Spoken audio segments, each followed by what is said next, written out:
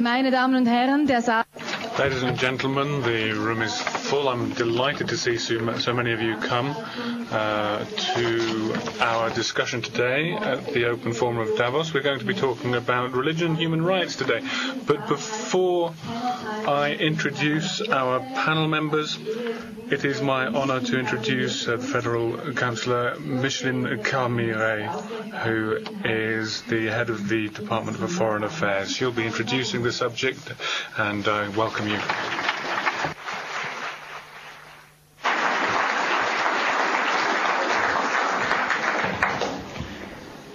Meine Damen und Herren. Ladies and gentlemen, the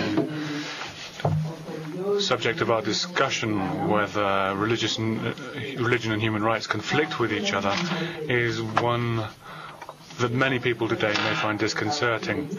And maybe it would even have disconcerted many historical figures, Hugo Grotius, Immanuel Kant, Mahatma Gandhi, perhaps even the founders of religion themselves. However, first of all, it can be said that all religions have more or less the same goal: the greatest happiness of human beings, peaceful coexistence on earth, worldly and perhaps even heavenly bliss. Up to now, no religion has been able reliably to inform us of what exactly heaven or paradise is, because by its nature this is unknowable. No one has come back from there. But we human beings do know how things have looked on Earth for the past decades and centuries, and not all phases of human coexistence on Earth have been as peaceful as religions would have us believe. And that's not only a question of the life beyond, but also in this life, to ensure that human rights secure our rights and entitlement. The broad outlines of human rights are identical with the peaceful ethical goals of the great world religions. Human rights, as set out in the 1948 Universal Declaration of Human Rights, aim for living conditions that are good, free, and fit for human beings, regardless of a person's skin color, gender, nationality, or religion. We could put this in another way, by saying that religions and human rights both have the same goals: to improve living conditions, to respect human dignity, and to ensure the greatest good for human beings at all times and in all places. But sadly, we all know that today, in the early 21st century, this optimistic view of matters is almost a utopia. Contrary to the predictions and hopes of peace-loving philosophers and do-gooders, we live today in a world where people again have very different ideas about what constitutes human happiness and how and whether human beings can achieve peaceful coexistence. Whether we look at the Middle East, Africa, Sudan, or at our own cities, Berlin, Paris, Zurich, or Geneva, in recent years and decades, concepts of what is beneficial for human beings and how they can construct their own happiness have begun to diverge sharply once again. There is no longer a single doctrine of what constitutes happiness. Each person has his or her own private notion of how life should be lived. Nevertheless, every human being has a need for security, integrity, dignity, and respect, not only in the next world, but here and now, in a present that has become very disparate, a present in which political and social changes and the globalized modern world confront us with all their difficulties and challenges. Let me give you an example. If in the 1960s you had met a woman in Switzerland wearing a headscarf, you would have assumed that she was a farmer's wife or a townswoman trying to keep dust off her hair. We do not know what was going on in her head under this scarf. Perhaps she was thinking about her shopping list, perhaps about a Switzerland in which women still did not have the right to vote. We don't know. But now, to the present, today, when we see a woman with a headscarf at the Migros checkout at the supermarket or in the street, it could be that this woman is a Muslim immigrant. And that's possible, we're not sure, and we still don't know what this woman is thinking. Perhaps she's thinking about her shopping, language difficulties, maybe her studies, but perhaps this is a young woman who is thinking about a forced marriage, thinking that she would prefer to complete her education first, to learn to stand on her own 2 feet and choose for herself who she wants to live and have children with. So as I said, perhaps this is what she's thinking, perhaps not. We do not know. But what we do know for sure, what we have seen very clearly in recent years and decades, is that the problem of religious fundamentalism exists. There are religious rules that interfere very drastically with the right of people to self-determination. Particularly, these cases affect women, whether with Catholicism, Islam, or other religions. If we look back, even at relatively recent European history, we find that even Christianity has not been free of violence.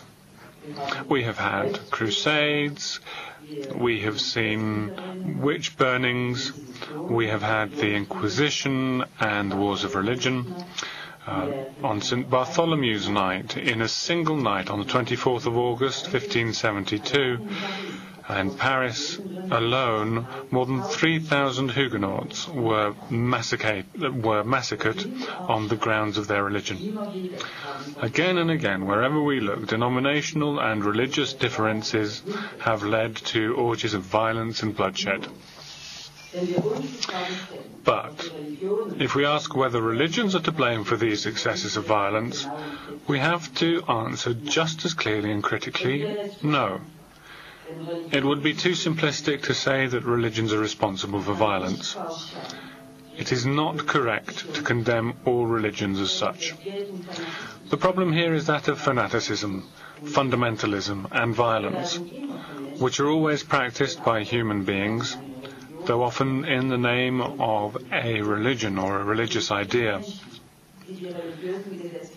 There are always human beings who explain and interpret religious laws, and violence and human rights violations are always acts committed by human beings, even if they are perpetrated in the name of religion.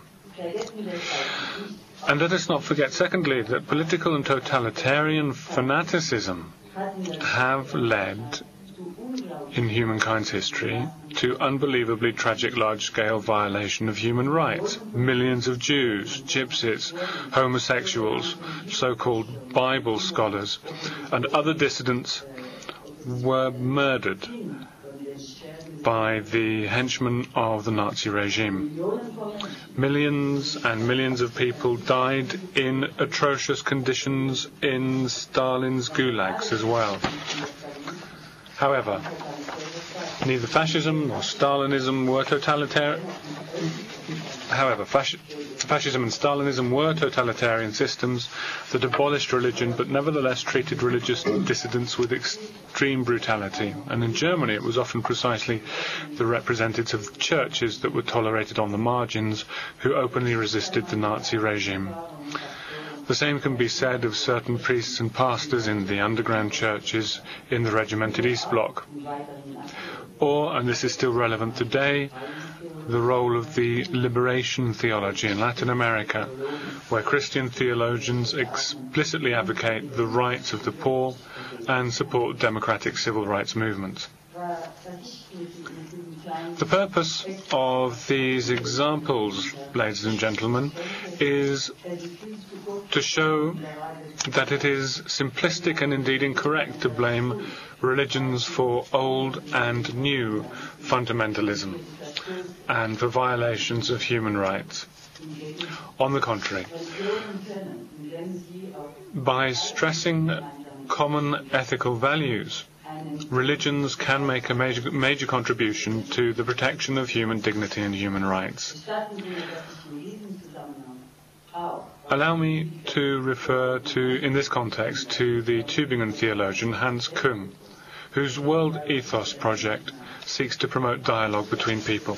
Here, too, as in the case of human rights, the key aspect is dialogue and the unity of human nature, despite the differences between individual cultures and religions. Because even today, in the 21st century, the idea that there is a common ethos that can be shared by all people regardless of their race, origin, social status, gender, religious or political affiliation, is not established or guaranteed and cannot be taken for granted. And today we are again confronted with forms of violence, terror, fanaticism and religiously motivated fundamentalism that clearly restrict human rights and the dignity of individuals. And it is particularly this that we need to analyze very carefully. And we must not allow a false conception of multiculturalism, for example, to blind us to human rights violations here and now in a globalized world. It is a world of migration, confronting us with lifestyles that have not been part of everyday life in Europe up until now. Multiculturalism is not laissez-faire. It is an attempt to integrate people from different cultures as fully as possible into our system of values and our culture, an attempt to persuade them to take part in our liberal, free, dialogue-based and non-violent forms of private and public community. Multiculturalism must not mean that the values achieved in the difficult historical struggles mentioned above, the values of a society committed to dialogue, non-violence and tolerance, should be abandoned. Because, and this is crucial, non-violence and tolerance, dialogue and peaceful discussion are not exclusively Western values that have grown on trees somewhere here in Europe. Rather, tolerance, non-violence and the wish to understand one another through dialogue are values that originate and are established all over the world wherever people live peacefully together. So it is not a question of religion per se, which is a matter for each individual and his or her God. The issue here is that of violence and the re-emergence of fundamentalism. In 1844, the young Karl Marx formulated the sentence, which everybody knows or will recognize: religion is the sigh of the oppressed creature, the heart of a heartless world and the soul of a soulless condition. It is the opium of the people. With this, Marx did not mean that religion should be abolished.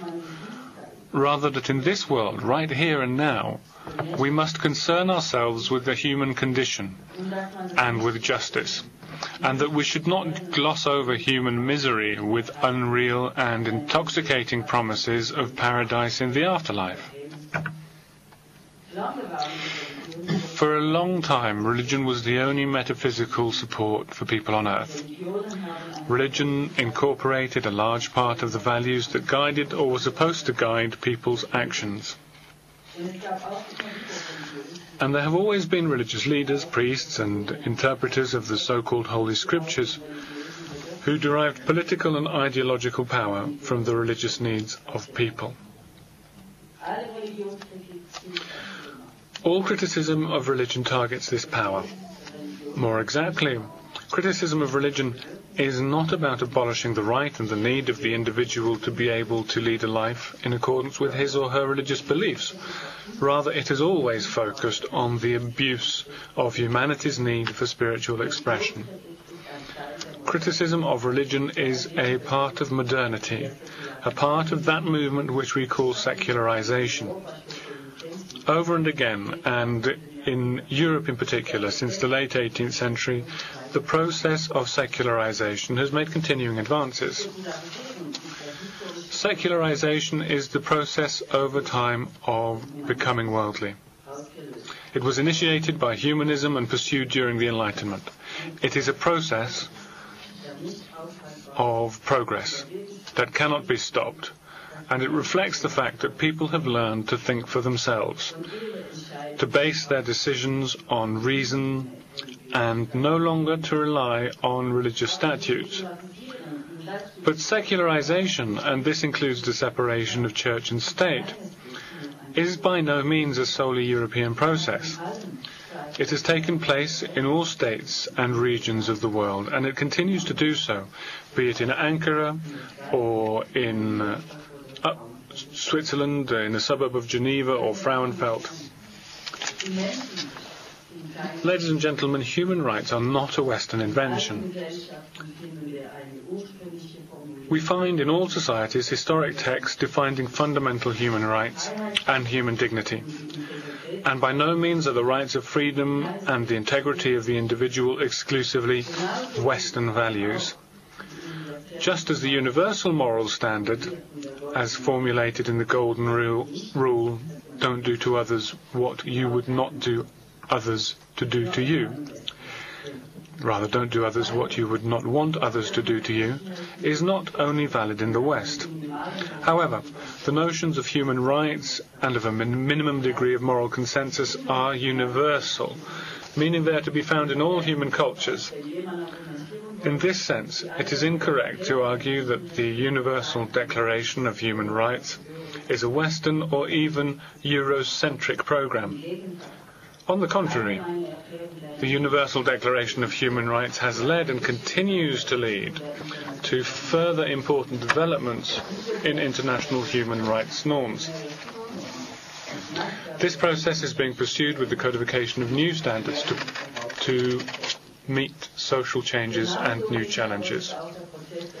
Neither is secularization something unique to the West. Secularization in matters of religion does not mean the desire to abolish religion, but rather to liberate it from the distortion of violence, fanaticism, and fundamentalism.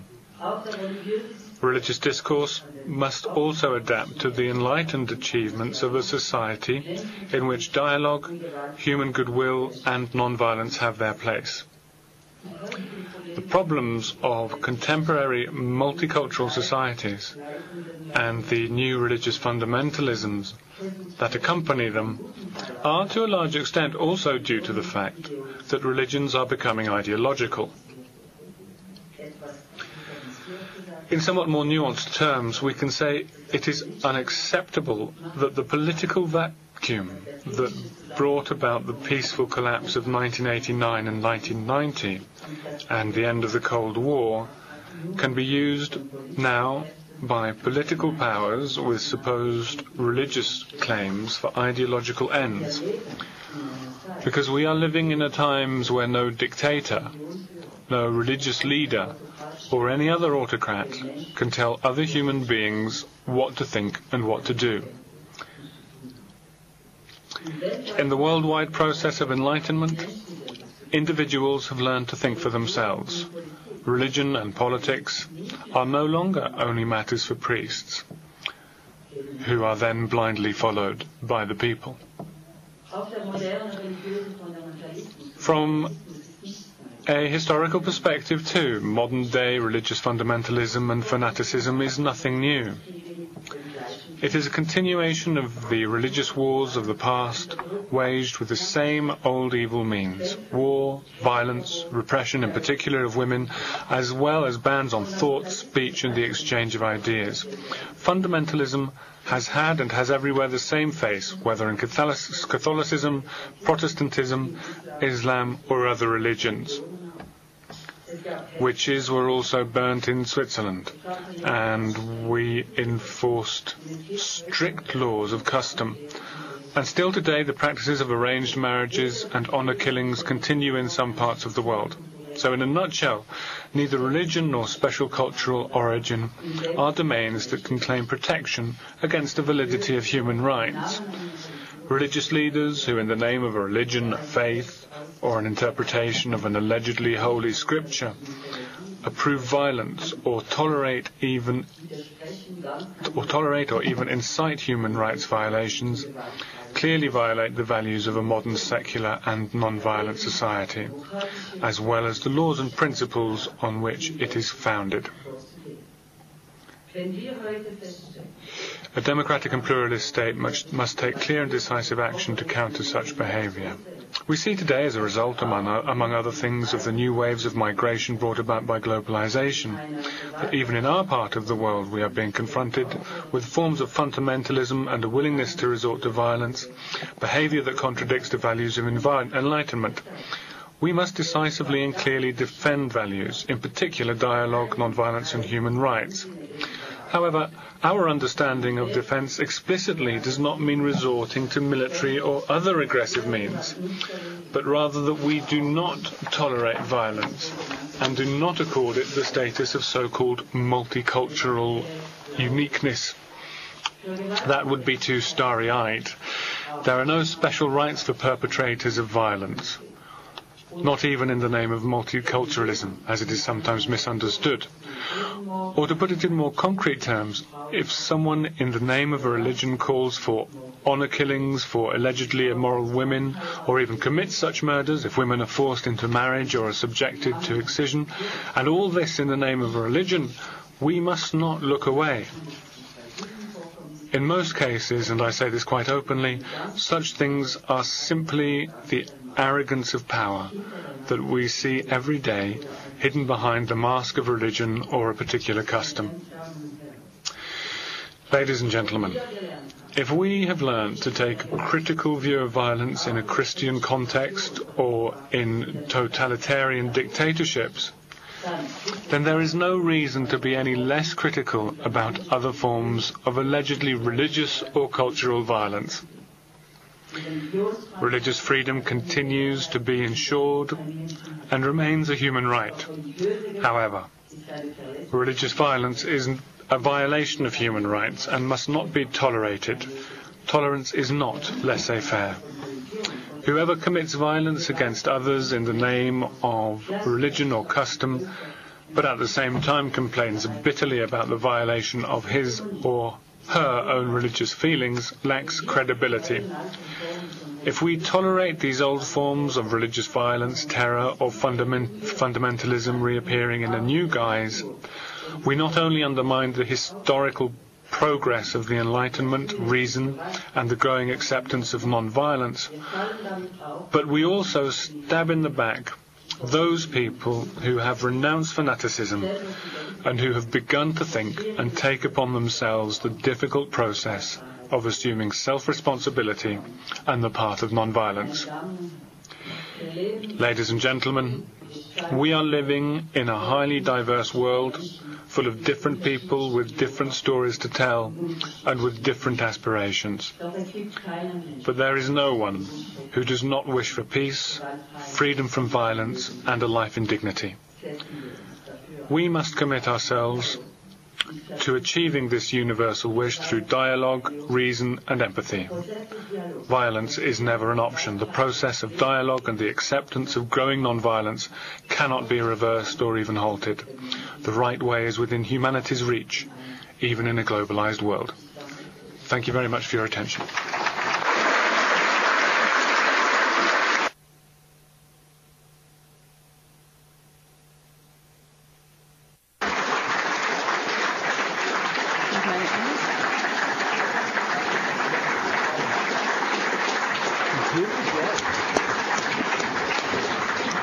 Vielen Dank an Frau Bundesrätin. Thank you very much, Federal Councillor Missing Calmy-Rey, for this introduction. Yes, indeed, all people are free and equal.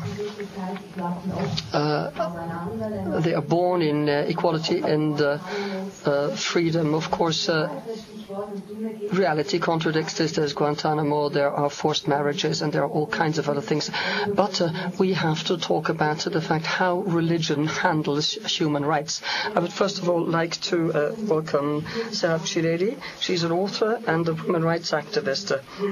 Her books, her titles, We Are Your Daughters, Not Your Honor, and others have led to numerous discussions. And we have Frank Matwick, the Senior Officer of Theology and Ethics, Federation of Swiss Protestant Churches. On my right, Imam Abu Isa Niamatullah, Imam and Executive Director of the Chidal Mosque, and from Russian Orthodox Church, Father Macarius. Welcome. And all the way to the right, there is Daniel Thurer, Professor for International European Public and Comparative Constitutional Law. Well, what Federal Councillor Calmy-Rey said made sense. You nodded your heads, but on the other hand, Imam, you said I can't answer your questions before we quite clearly say what the first and foremost human right is. Yes. Sorry, I lost track there, sorry. Peace, assalamu alaikum, peace be to you all. I address you as one of the religious leaders from the community of religious leaders at the World Economic Forum. A community which has just last night, after the session on Gaza, released a public statement on which we had a press release this morning, calling for peace and justice and the full implementation of human rights, on which we're discussing today. If I'm to respond to the initial question, which is specifically what is the fundamental human right, then I would answer that by saying that it is the fundamental right to be human, the singular right to be the one in which, certainly as a Muslim, God tells us in our scripture, لَقَدْ كَرَّمْنَا بَنِي آدَمَ, that we have indeed ennobled the son of Adam, mankind.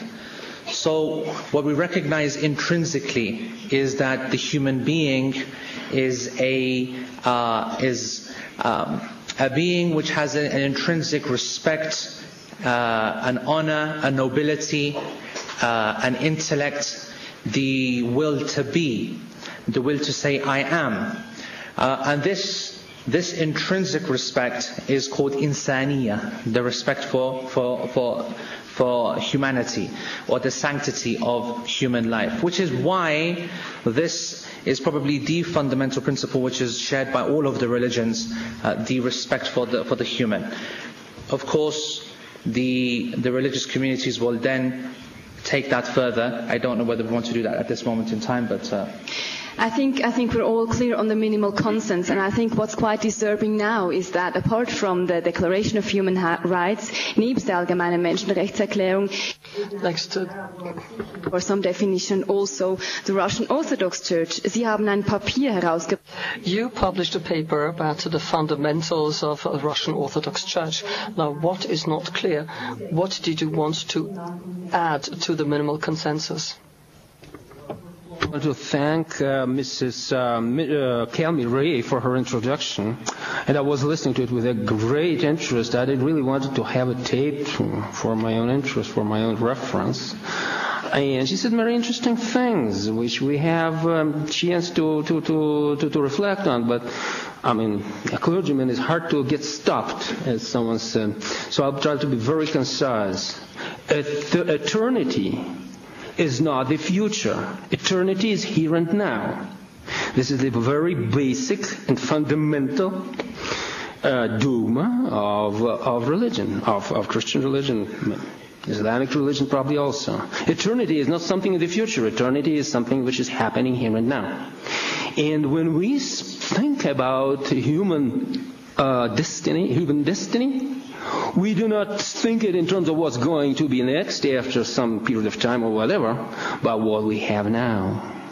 And human rights become an instrument, I underscore, an instrument in establishing human dignity, while human dignity itself is an original gift from God. When He created Adam and Eve, there were no rights, but there was love. There was a family, there was a human society. And the human society exists according to its God-given premises. Human rights change, appear, disappear, get modified. The country which I happen to be a second son of, so to speak a stepson, the United States of America, the great champion of human rights, which sometimes champions it through its armed forces, just merely 150 years ago had a black Negro slave as a piece of property who could be sold and bought and whatever dispatched of just at the desire of his owner, his master. That's a very clear proof that human rights must be improved. They have to be reassessed and realigned according to the needs of the society and interests of humans. But they are not carved in stone. They are not coming from the heaven. From the heaven come the Lord, human beings as His image and likeness, and His commandments. That's my stay on this issue. Frank Matwig, Menschen. Mr. Matwig, the human dignity as a God-given gift. What's your reaction to that? Well, first of all, I fully agree. Of course, this is the position of Christianity as well. Both representatives of the religions who have spoken so far have pointed out Adam, God as the creator of mankind. Now, of course, Christianity agrees. And whether Protestants or Catholics, we all have the same understanding. I would like to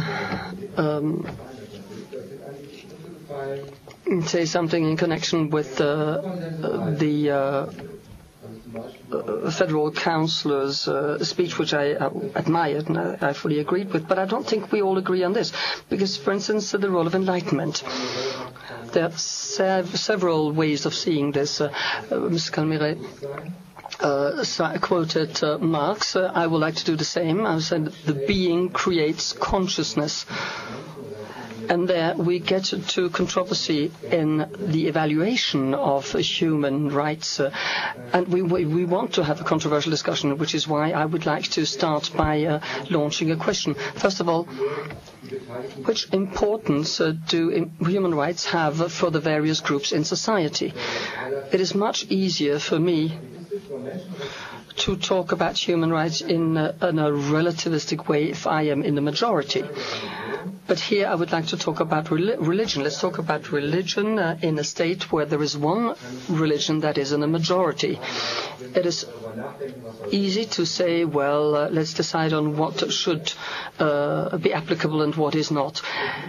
It looks quite different if I'm in the same state and I'm a member of a religion or a church which is in a minority position. And then the question arises, which is why we are sitting here in this panel.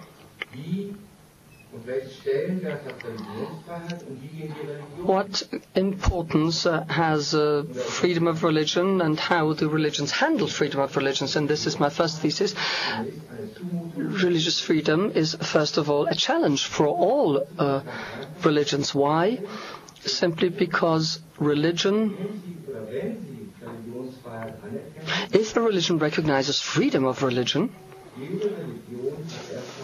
religions would say that all religions have equal rights.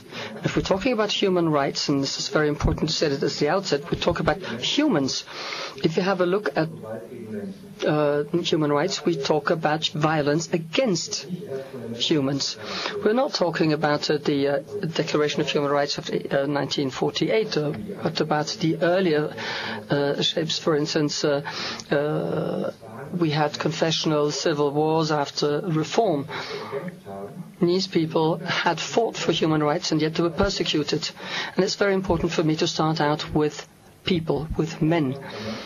We're talking about, first of all, victims of violations of human rights when we talk about human rights.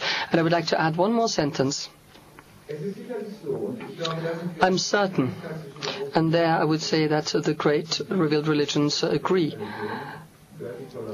Tolerance makes up the great religions. However, intolerance is also part of them.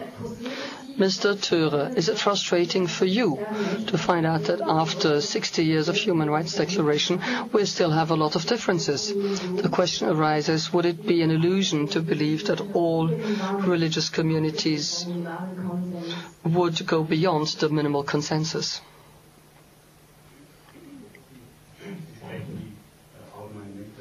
We're talking about the Declaration of Human Rights. I'm not a representative of one specific religion here. I am a legal expert. This is a very difficult relationship between religion and human rights.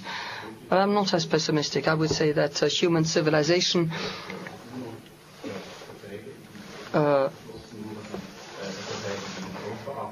is bound by the General Declaration of Human Rights, and we have reached a stage that we had not reached before. But of course there are tensions between several religions and different doctrines, and between those religions and human rights. And here I would like to come up with one theory. I would say that today no religion should be recognized as such if it does not agree to the basic premises of the protection of human rights. I think this is certainly a parameter we would have to use. There are certain religions that base themselves on revelation, and revelation of God. But I would like to say that these are authoritative interpretations of religion, and I would say that the Universal Declaration of Human Rights of the UN and the other UN contracts are an invitation to religions to check their religious dogmas and find out how far they agree with modern life. Well, I can feel that you are getting impatient, Mrs. Sileli. Human rights are above religions. Would you agree? Yes, indeed. The definition of human rights, 1949, is something that has already taken place. We know what religious freedom means and what human rights mean. Religion in itself is a human right as well. And of course, it means freedom of religion for every individual. The individual has a right to be protected by its state. But this is where the problem lies for me, because the state is asked to make sure that every individual has freedom of religion. And this is where I accuse the state in my public relation work. I was born in a Muslim society, and Islam uses Islam for an excuse. As an excuse for a violation of human rights against women, against children. And there I would say that I would certainly accuse the states. And this does not only hold for Islamic states, but also among us. Because basically human rights are part of our basic constitutions. I would plead in favor of a discussion of these matters, and I would like to warn from simply fleeing to definitions, because in Europe there are a number of violations of human rights on behalf of religion. What kind of human rights violations did you experience? Well, I'm not one single case. On behalf of religion, I was the object of a forced marriage when I was still a minor, against my will. Since 1990, I have been working with young women. More than 380 young female Muslims are these people I've been working with. I'm living in Germany. I live in Germany. These are mostly young women who come from Switzerland, from Denmark, and from other states. They are Muslims, and they were forced into marriage against their will. If these women were to refute the rules of their parents, they would have to fear for their life. Some women were murdered in the name of religion simply because they were imposed. They have to be a virgin when they are married, but they live in Western society. They had sex before they were married. They have to recreate virginity, otherwise they stand to be killed. So some women turn to me because they want to recreate their virginity. These are young Muslims, 13, 14, 15 years old. Another question, what was the worst thing for you as far as this violation of human rights are concerned? Of course, I wanted to freely choose my partner and a sexual self-determination. I would have liked to be able in a position to decide for myself. I would have liked to study, the right to education, the right to the free choice of my partner, sexual self-determination. These are three items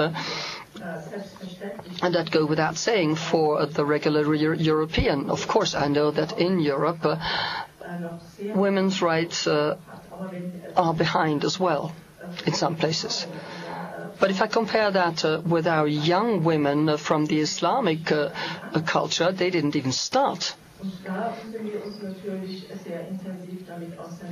Which is why we have to deal with it intensely.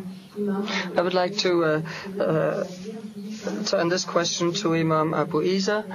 What is your reaction? How can it be that human rights are violated in such a way in the name of religion? Clearly, we have to be cautious of, just engaging in lazy rhetoric. It is lazy to and simplistic, as the federal councillor, mentioned. It's simplistic. It's lazy. To think that, especially in the modern world today, to believe that actions carried out by Muslims and ignorant Muslims are representative of the scripture or teaching. It's shocking to hear what my colleague is saying, but not surprising. In my work as an imam and as an author and as a lecturer, I unfortunately get to hear much of this. I was recently in a conference in Turkey, and let me tell you that one of the reasons why there is such a very small but a strong aversion to religion and a strong kind of case being built for secularism is because they've been so abused by their parents. There are, whole towns of women who have never been to school. It's something quite incredible. More incredible for me as someone who teaches religion, teaches Islam, and the Prophet, upon whom be peace, the Prophet Muhammad of Islam, is someone who is encouraging and in fact sometimes demanding that women become not just educated but teachers of that education. His wife, upon whom be peace, she is seen to us as Muslims as a source of law in herself. because of the amount of knowledge that she transmitted to us. So, clearly we have this blurring of the lines. For the one who's outside looking into the house, it is very difficult to see the differentiation and the distinction between cultural practices, ignorance, and true following of the religion. If, for example, my wife was told that she was forced into a marriage or so on, she'd be very insulted. I'm very insulted, just on a personal level. The idea of women being killed for honor killing. This is an insult to the word honor. There's no such thing as an honor killing. There's only dishonor in killing. How can we have such a phrase, aslan? In principle, it's impossible. So what I'm saying is that no, I'm certainly not going to deny that it exists. But what we have to do, what my responsibility is, and I take my responsibility fairly upon my shoulders, is to explain, to write, to clarify what Islam says, what the law establishes, and what the people, due to their own interests, to their own culture, to their own ignorance, to their own inability to, for example, I don't know how much time I have, but I'll give you a very specific example. The Muslim father, especially the previous generation, like my father's generation, is in a state of crisis. He has lost control of the values that he was hoping to instill into his children, that of honesty and that of following the family culture and so on. Completely in crisis. And because they do not have the ability to express and to explain, they have to turn to something else, which is ignorance and violence. And this is the reality. They are doing these things, forcing marriages and killing women and blowing up schools, for crying out loud. You hear about some of the extremists in northwest frontier Pakistan who are blowing up girls' schools. Hundreds of them, 150. What is the mentality of something, that pushes someone like that? Except a complete and utter despair. A recognition and admission of their failure to fulfill their responsibilities to their children, to their community. Now, that's the fact. Now, I'm not going to say that is purely just their fault. Okay, there are other factors which underline maybe oppression, maybe poverty. These things are forcing these parents into difficulty. But these are not excuses. The reality is that ignorance is the cause, and culture should not be mistaken with Islamic law. Und doch bleibt die Frage The question remains, how is it that human rights are violated in the name of religion? Mr. Madvig. Well, the question of women's rights is obviously a central one in this discussion. And how religion can go together with human rights. There are other examples. Allow me to give a couple, because it's very important that they be discussed. If you look at Article 18 of the Declaration of Human Rights of the United Nations, there are 3 points under religious freedoms. One is freedom of profession, the other is freedom to convert, the free choice of religion, and also the so-called negative religious freedom, which is the right not to belong to a religion. And thirdly, the principle of being able to represent one's religion in public. And I think that these are 3 areas where in some Arab countries there are difficulties. For example, an open profession of one's religion. Christianity, for example, in some Arab states. And the same problem with conversion, not only towards Islam, but away from Islam, or away from religion completely. And the third question is, what about equality? The fundamental principle of human rights is the guarantee of equal rights for all.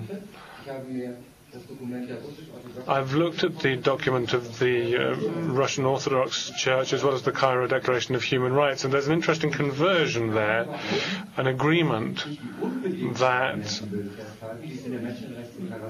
they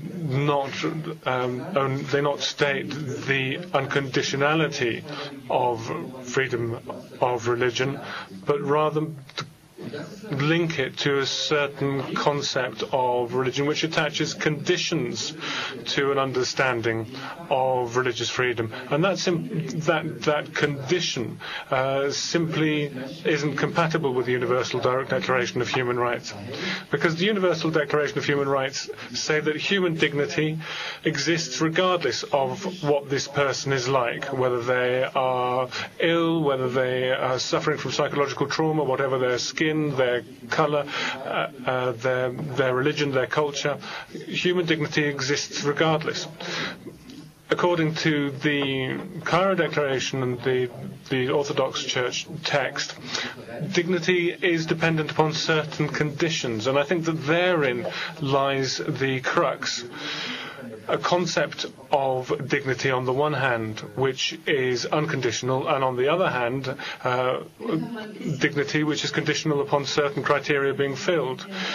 Now, you've mentioned the Russian Orthodox Church declaration. Now, if we listen to what's been said, Father Macarius, women don't really get into the declaration and their rights aren't recognized. Would you agree? Well, that's not quite correct. I'm sorry for saying that, because the document is pretty lengthy, 11 pages long, and I'm definitely sure that when you take a closer look to what's in there, and particularly in chapters 1 and 2, you'll figure out what the issue is. The human dignity, like many other elements of our understanding of life, or Weltanschauung, consists of has two sides. One of them is indispensable. As someone said very kind of starkly, if Hitler is ever caught and put before the court of law, he would be still treated as a human being, not shot as a dog. Everyone retains his human dignity to a certain measure, which is determined by a distinction between theological distinction between Lord's image and Lord's likeness. Because Lord's likeness is something which we strive to retain, to regain. And I am as a human being, I have dignity. As a sinner, which I am, I have not enough dignity. I lost my dignity due to things and elements inside my soul which lack which miss the standard established by God. So human dignity, like human freedom, like many other things, on one side is indispensable from what a human being is. Definitely. We cannot say anyone that he is deprived of his dignity. On the other hand, it's our personal feat, our personal strive, personal and social, and whether family, whoever you count into your scope, to regain this dignity, to make this life such as to be conducive for regaining dignity, for improving dignity, for getting rid of sin and misery and other things, other troubles which make our life what it unfortunately is. Federal Councillor Mrs. Calmy-Rey said in concluding remarks in her speech, "We should not blame religion for all human misery," said she. Yes, we do agree. Moreover, we can say, we should not blame even secularism and atheism for all human misery. But for quite a bit of that, we have to blame them. Thank you. So if religion isn't guilty or is only a little bit guilty, then how is it possible to explain that time and again, in the name of religion, there are severe, grave violations of human rights? Good. My friend, my neighbor here, and my interlocutor, the Imam, the Islam clergyman, has put it very neatly and properly, and I'm happy actually. It's not for the first time in my life it's happening when a Muslim clergyman saying something which an Orthodox clergyman could have said the same way. It happens rarely. Oh, well, not quite rarely. In my hometown of Ivano, which I live and preach, also an imam, a local imam, with me participating on a similar event on terrorism, on fundamentalism, whatever. He had the first word, and then I said, basically, I have nothing to add. Thank you. Indeed, in truth, what has to be blamed is not religion, but the abuse of religion, ignorance, false religion, counterfeit religion, sects and cults, which either by human ignorance or by malevolence in human minds, in human society, replace true religion. That's how it works, unfortunately. In one of the similar discussions, again, I had an atheist man, a secularist man, attacking Christianity, saying, look, how many Christians actually participate in pogroms and whatever, violence against women, against one another? I said, little wonder, if you take Imperial Russia 100 years ago, you had all prisons and jails and whatever, prison camps, well, there were no camps at that time, filled with Orthodox Christians, properly sentenced for their crimes, irrespective of the fact that they were Orthodox Christians. Unfortunately, their Orthodox Christianity did not prevent them from committing crimes and from ignorance and from other kinds of social and antisocial and anti-religious behavior. And when we speak about crime, about murder, about violence, other types of behavior of that nature, it doesn't belong in the conference on religion. It belongs in the conference on criminal justice. Daniel Thürer, Stichwort. Daniel Thürer, I turn the question to you. You've heard the two religious leaders saying that violations of human rights in the name of religion simply don't understand religion, or it's something cultural. So how do we find an exit from this dilemma? Well, it's an interesting question. I think we've been talking about individual religious communities so far, and I think we need to distinguish between religious communities and religious identity on the one hand, and religiosity in a higher sense. It was the churches who identify with religion, which may have led to severe wars. If you look at the Crusades of the Middle Ages, there were wars in order to convert so-called non-believers in South America. There were inquisitions undertaken in order to spread one particular understanding, one particular form of religion.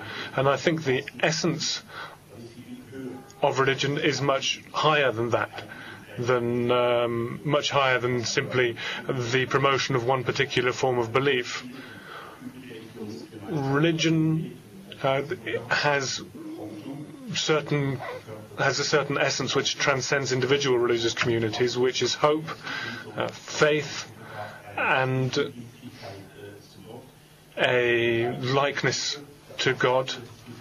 And I think that both concepts, the overall concept of human dignity and the concept of a prohibition of dignity, a prohibition of discrimination on the grounds of belief, belong to the essence of these common factors. In the past, there were many brutal religious wars. Once someone from England said, the more heavenly the ends, the more devilish the means. And if I can summarize, then I would say that it's all about truth, absolute truth. If someone believes that they have the absolute truth in their hands, then they're ready to commit devilish means. And that contradicts the essence of religion and detaches human rights from religion and increases the divide between them. And in contrast to Mrs. Calmy-Rey, I'd say that I'm optimistic. I believe that the world has never been in a better situation than it finds itself in at the moment, despite all of the setbacks, because we have found a way of defining religion and defining what the essence of religion is. Now, the state, you said, has responded too late. The state has to make much greater efforts to ensure that human rights are observed, you've said. I'll come to your question in a minute, says the speaker. I'd just like to come back on what the Imam said. Religion, in my view, and this is something that I'm always faced with, the violations of human rights and women's rights are not linked to Islam. It's something that we hear, child marriages, honor killings, etc. Of course, I understand that, and I believe that the representatives of religion, not only the Muslim ones, but Catholic ones as well, if they say that religion is equal to peace and understanding, and religion shouldn't be made responsible for these misunderstandings. In light of that, I would encourage the Islamic religious leadings to analyze the teaching of their own religion, because I would like to ask a question. Why do honor killings and forced marriages occur in their majority in Islamic societies? There are people who abuse religion. I agree with what you've said. There are Orthodox Muslims, there are conservatives, there are non-religious or reformed Muslims. And I would call on religious leaders here in Europe as well as in Islamic states to recognize that there are sources in all dogmatic religions, not just Islam, of anti-female sentiment. I come from a Muslim background, so I'm particularly speaking with regard to the Islamic context, and it is up to the Islamic leaders who can identify themselves as legal advocates to free women from these misinterpretations, and then they can clearly be identified as misinterpretations. I know that there's a lot to say. Mrs. Willis said Mrs. Clearlis hasn't really discussed the role of the state, but we have to pause for a moment. We have the opportunity to speak for a while longer, but for the moment the audience hasn't asked any questions, and half of this forum is supposed to be dedicated to questions from the audience. So let's take a break from the participants and turn to the audience and see whether there are any questions. Put your hand up. A microphone will be brought to you. We have 3 hands up here in the corner. Maybe we can take the person in the middle. And please put just one question and say who you're asking your question to, so that we can answer as many questions as possible. My question is for Mr. Makarios. You claim that it is the abuse of religion, which you identified as sects and cults, that violate human rights. Surely you will agree that large-scale organized religion, never referred to as cults, is very often responsible for violations of human rights. How would you suggest such violations could be prevented by large-scale organized religions? Thank you. Thank you for your question. I definitely and positively disagree that large-scale religions, whatever that might mean, are responsible for violations of human rights, as the Imam and myself have clearly stated. Now, let me speak on behalf of the Orthodox Christian Church in general, and Orthodox Christian Church of Russia in particular. Maybe we don't have a representative of Roman Catholic Church here. He could have told us something interesting about the reassessment or assessment of events which happened in the Roman Catholic Church in the past. Let me give you one simple example to answer your question. Someone accused the Russian Orthodox Church of arranging crusades. I responded, there were no crusades in the Orthodox Church. And that man took a pause and apparently consulted with someone and then said, yes, there were no crusades, but there could have been.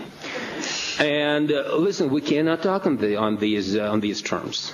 The word truth, which have sounded here and quite properly in Greek, is aletheia. Aletheia means not forgetting, remembering, not forgetting.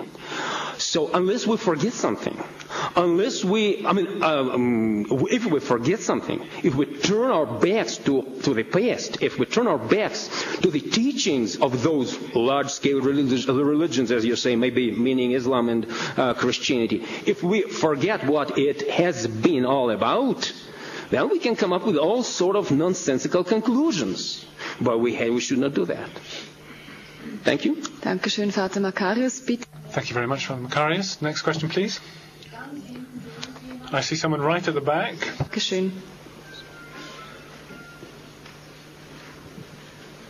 Ja, mein Name ist Alec.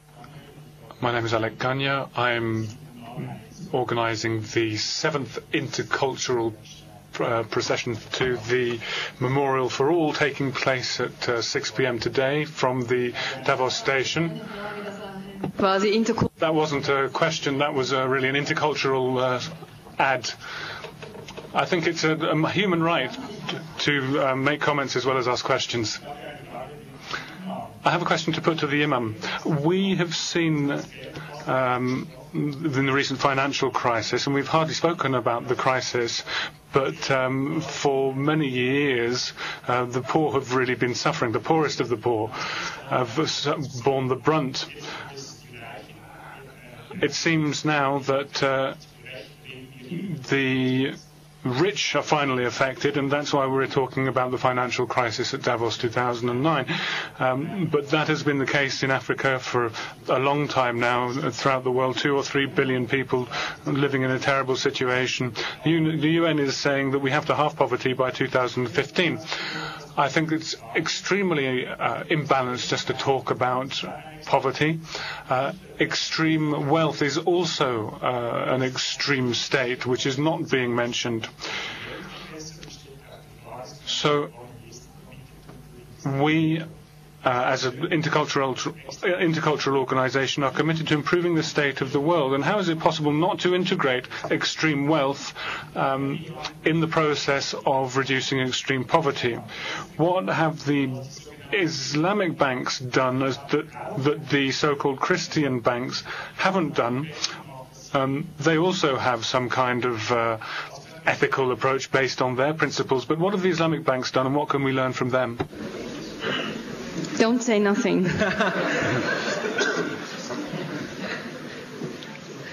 The reason we haven't spoken about it is because I'm sick to death of the financial crisis. The last two days is nothing but financial crisis.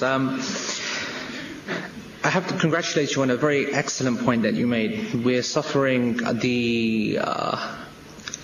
some of the symptoms you've seen, some of the problems in society that people are suffering because of the ignorance which is exacerbated by poverty.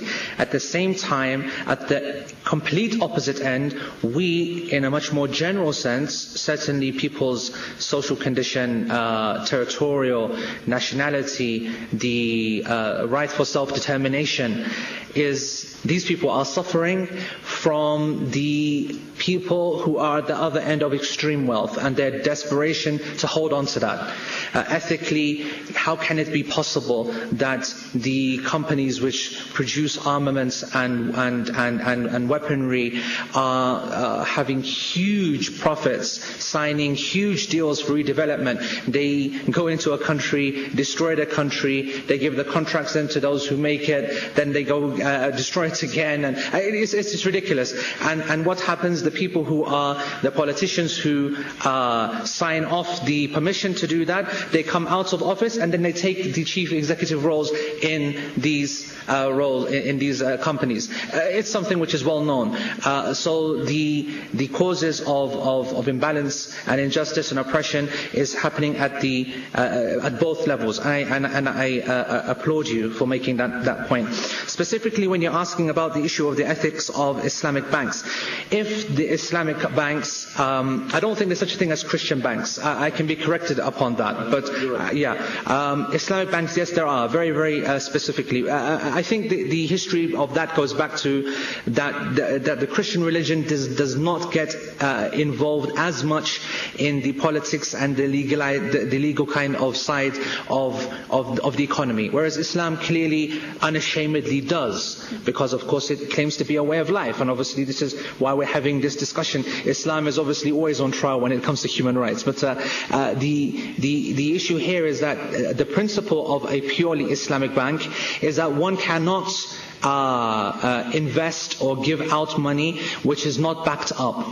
All right, all investment is 100% equity based.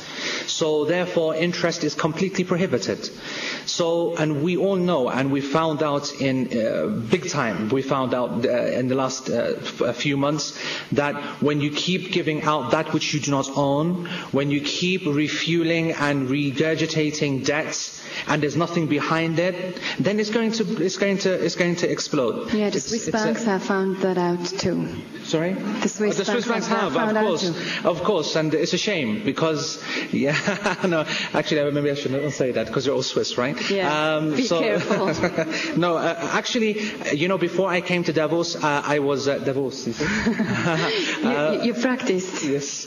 I was doing some interviews for the various media companies, and they were asking me, is there any redemption for the bankers that are coming? Is there any redemption? And it's just, the reality is that these people really have been incredibly irresponsible, incredibly greedy.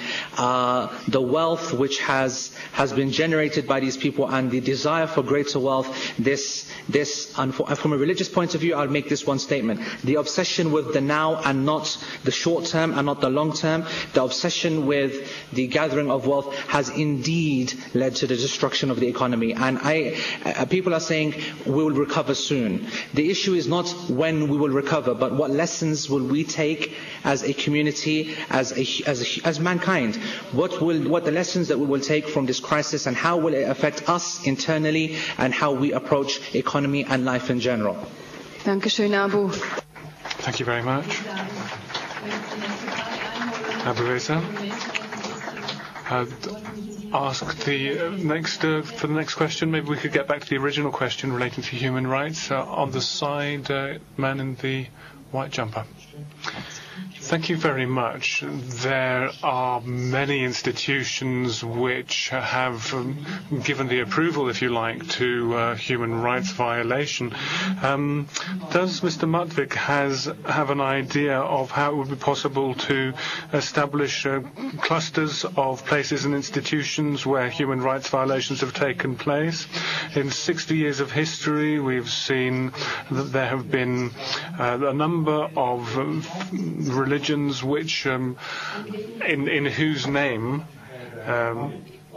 human rights violations have been committed. I don't know who would have figures on this, but I think that if we talk about human rights and the 60 years that they have been enshrined in the Declaration,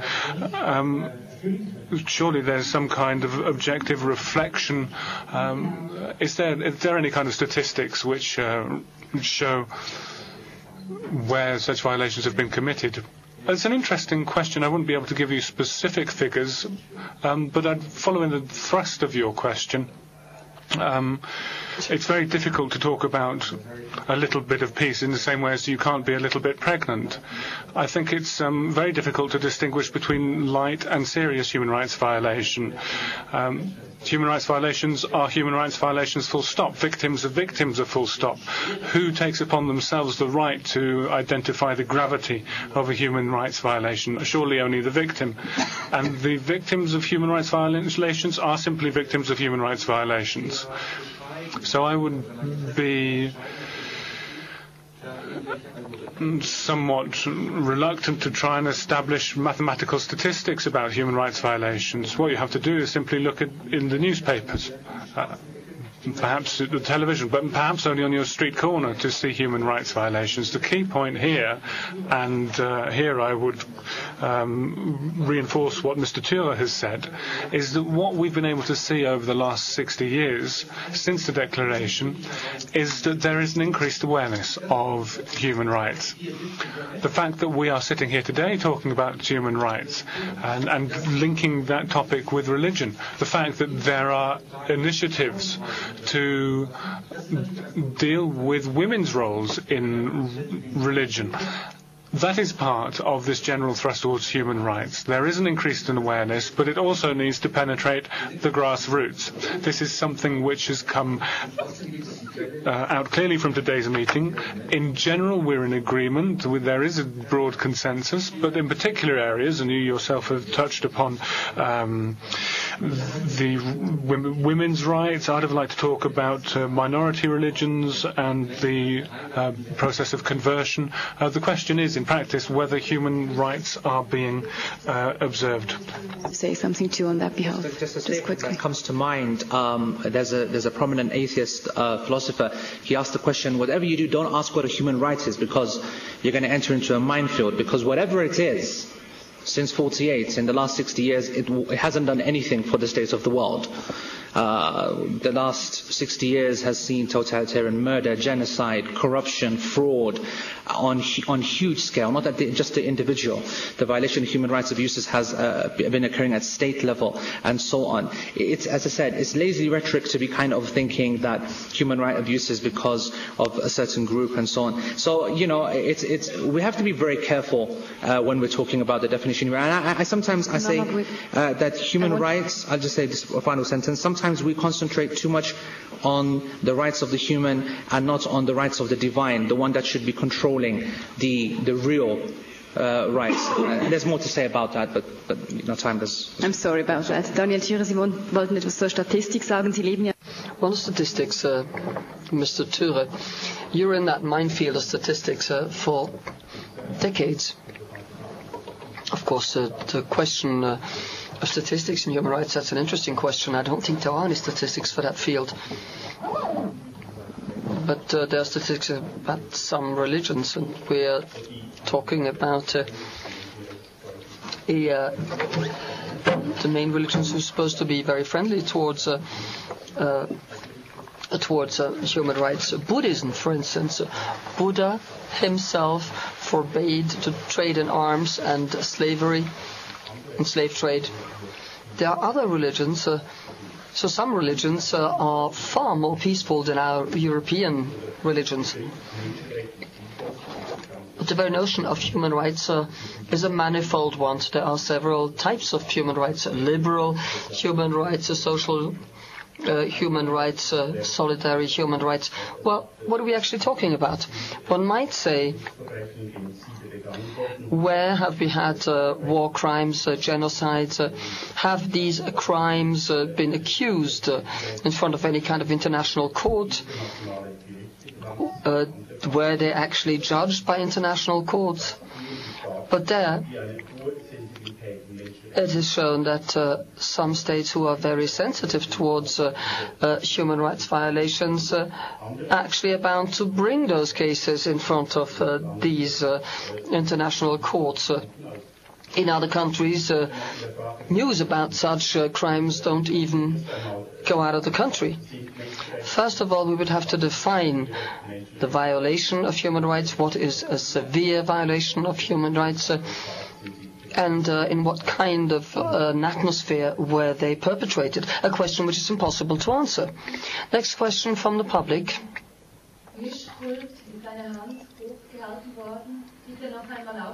Please raise your hand again.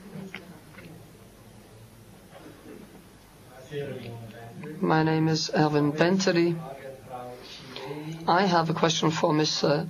Cileri and for Imam Namatullah. Swiss press published a study yesterday. A study carried out by a study the Islamic Religious Pedagogic Institute in Vienna. This study was published by concerning 400 imams. For me, the results are appalling. As a matter of fact, they're quite surprising. 30% of imams, the study says,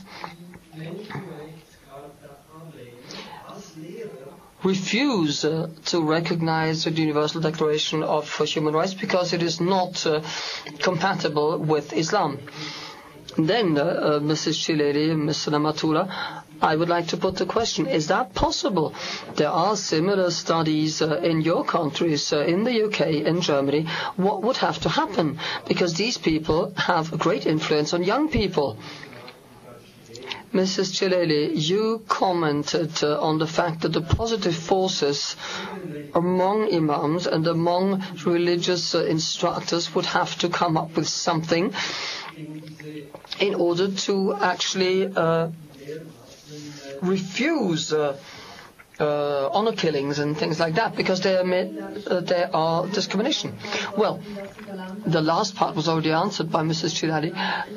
She said that all these surahs would have to be deleted from Quran.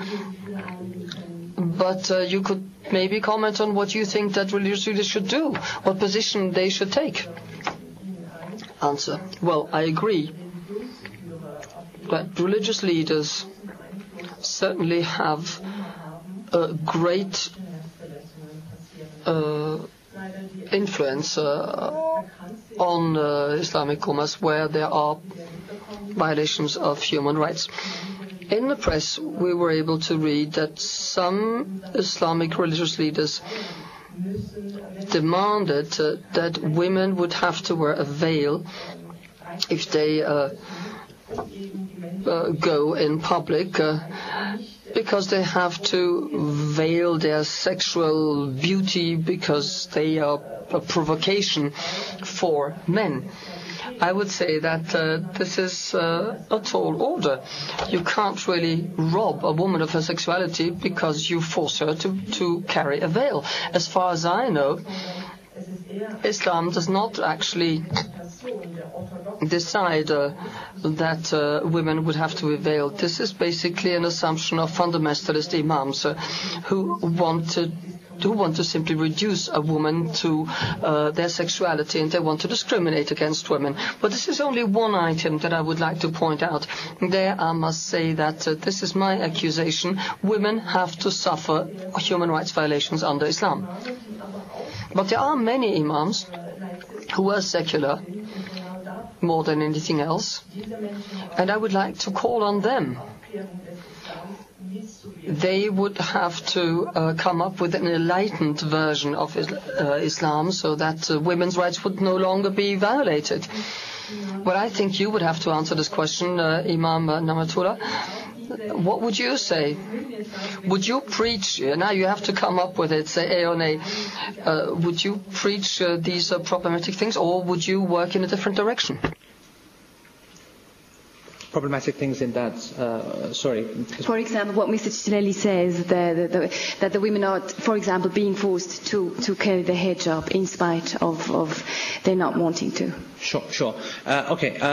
First of all, I don't know about forced. I mean, clearly Islam cannot force, she shouldn't. I can't say cannot, because obviously it happens. Islam does not force anything upon anyone, because therefore the main condition of an action which pleases God. Islam is a religion. Every action that a Muslim does, he or she only does that to achieve the happiness of God.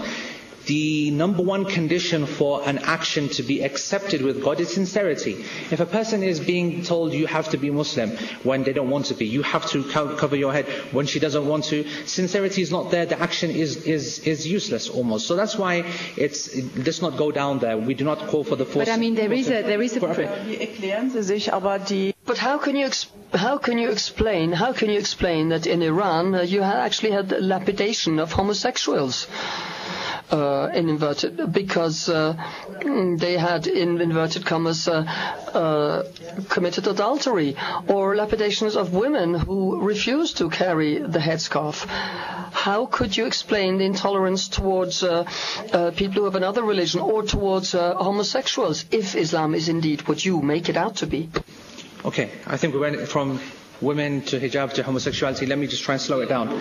It's kind of losing control. First of all, I think we can sum it up with the question that as long as some very controversial topics are being part of the prayer, solange sie auch halt in den Moscheen gepredigt werden, wird dieses Allgemeingut weitergetragen. Also was kann passieren, dass eben da eine gewisse Reformierung stattfindet? Did you say anything else? I'm sorry. I'm terribly sorry. Could you repeat it? Okay, that's okay. I want to make something very, very clear. If there's one message that you go away with, no, actually, I don't want to say that. Let me make it clear like this: that I'm not here to try and shirk away from controversy or answering questions. You're here. That's why I'm here. I've been invited to come and answer your doubts and your criticisms. I have no problem with that whatsoever. If you want to find an Islam which wants to detach itself from orthodoxy, I can give you that, no problem. You'll find many people who call themselves Muslims who have their own ideas of how they want to practice Islam, and that you'll find that there's not, that's not something difficult. I represent Orthodox Islam, Sunni Islam, orthodoxy. In the orthodoxy, the headscarf is something which is obligated upon a woman when she goes past puberty and so on. This is part of our legal law, and we are now dealing in the area of theology. Now, the difficulty and the danger when you start to question areas of theology is that you're dealing with divine scripture. You're now arguing something completely different. You're arguing whether God has the right to tell us what to do, whether in Christianity or Judaism or Buddhism or Islam. So, that's another debate for another time. As for whether it's an obligation, it is an obligation. I do not represent the Shia, which is another sect of Islam regime in Iran whatsoever. I have no affiliation to them, and I don't claim for anything for that. I made my position very clear. Yes, the hijab is obligated. No, you cannot force someone to wear it. Yes, if the woman wears it, then she is rewarded for that. Yes, I believe that the massive majority, as far as I know, of the Muslim women who wear it with honor, pride, and their own free will. It is their human right to be left alone. I would take reservation with the Federal Councillor's statement. If you can get a copy of her speech, if you see when she quoted, when we see the woman with the headscarf in the supermarket at the checkout, then what do we think? Her next sentence was radical fundamentalism. That's go back to the speech. Why did that have to come into the mind? Why was there not the first thought that comes into your mind? That is her right. Why did we have to go immediately to radical fundamentalism? Is it because we don't appreciate it? Is it because we have a preconception, a stereotype of what kind of person wears that? I just think that sometimes people need to just step back from the rhetoric. So wir sind hier mitten. Well, we're in the middle of the headscarf debate. Mr. Matwick, very briefly, and then I would like to give the floor to Mr. Macarius. And then the next question. Mr. Matwick. But I think this is a very decisive point of discussion where things are getting very, very interesting, although we don't really have any more time. I would like to say clearly that the discussion is not really about whether a woman wears a headscarf or not. Human rights are not there in order to define a religion. Human rights are not there in order to make sure that people are blessed. Human rights are there in order to make people from different origins and different religions able to live together.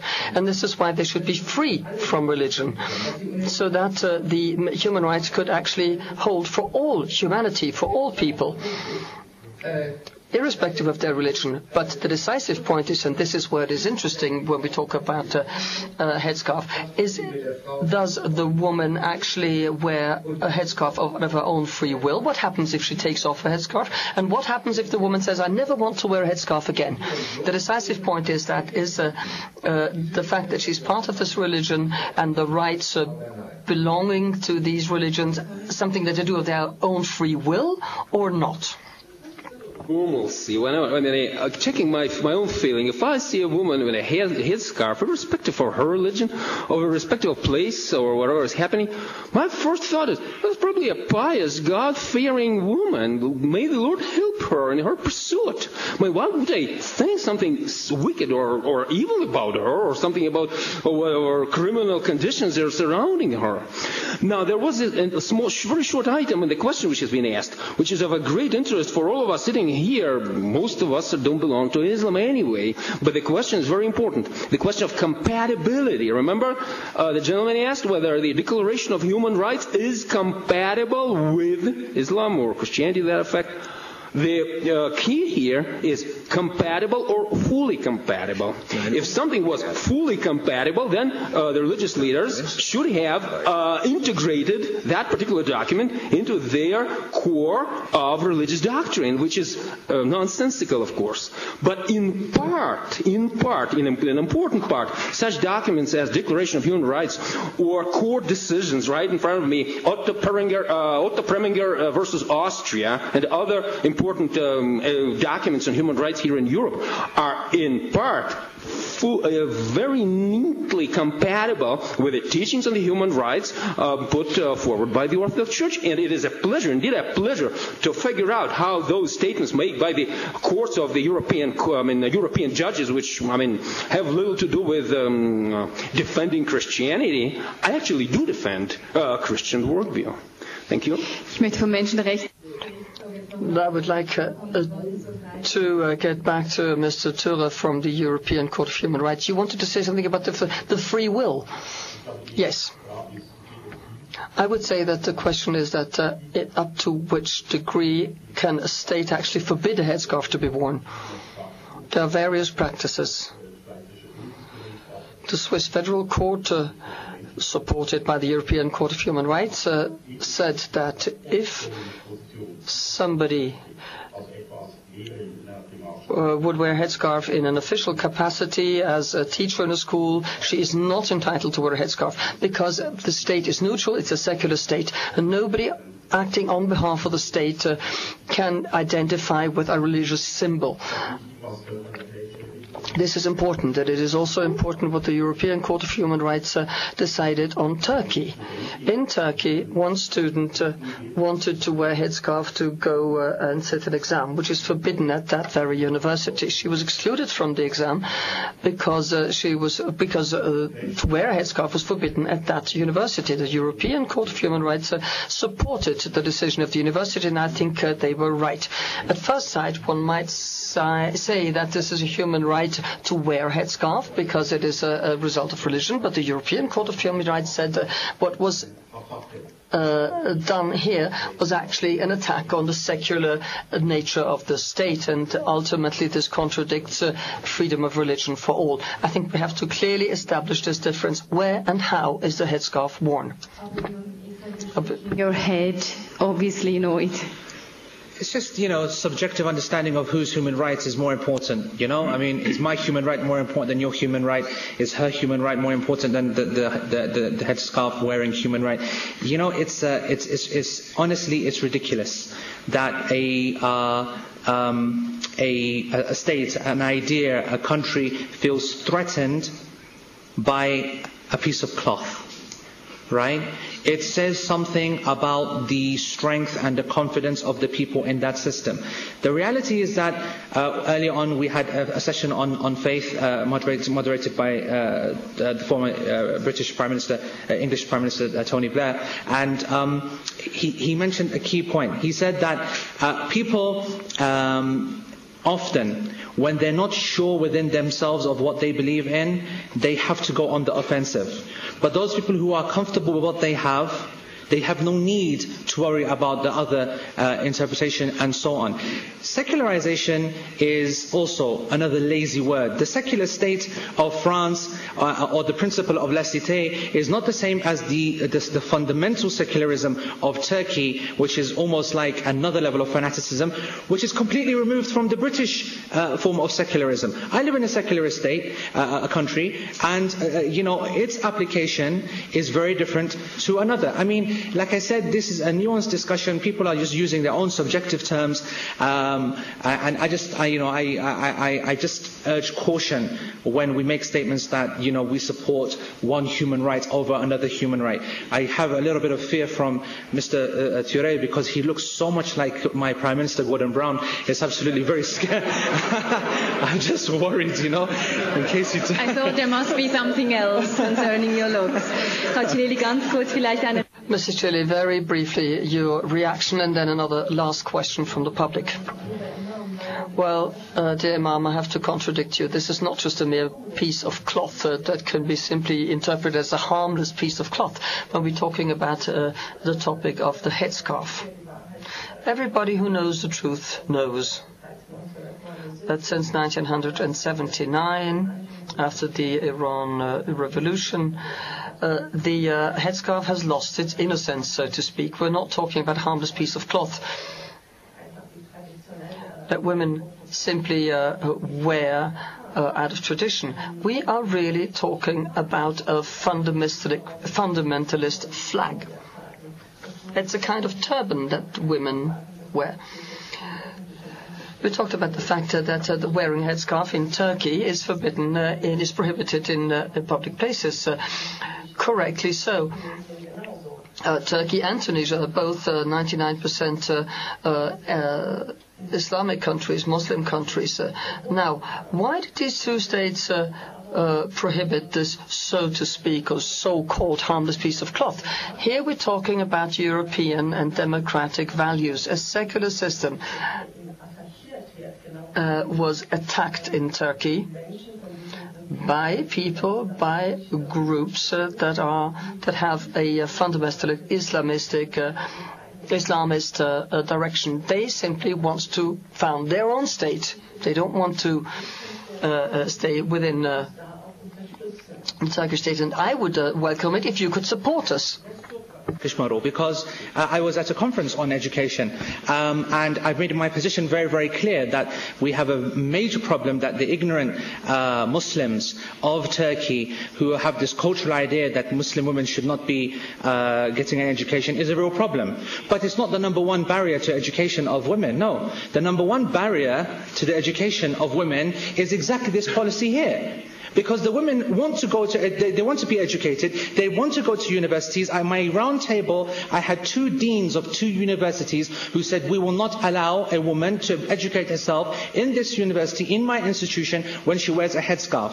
Now this woman, right, this woman who has made her own decision, you know, I'm not even going to get into the theology of it or whether she is pious or not, but she's made her decision.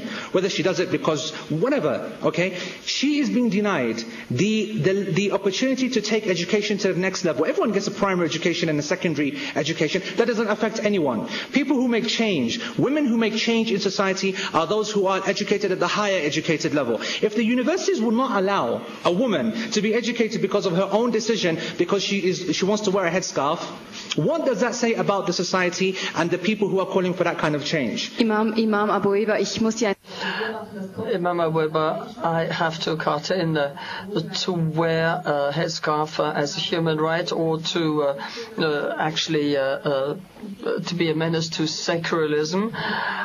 This really goes too far. It's 2:10 already. We can only take one more question and then we would have to interrupt. There is a gentleman in front who's been holding up his hand for a long time now. Please wait for a microphone. A last question and a brief answer. I can see that there's tension within the panel members.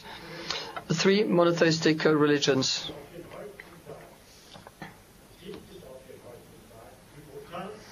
are the most brutal ones on earth and have remained so, together and against each other. They diverted the religious feelings into a collective narcissism, intolerant towards others, and this becomes evident in wars that still take place.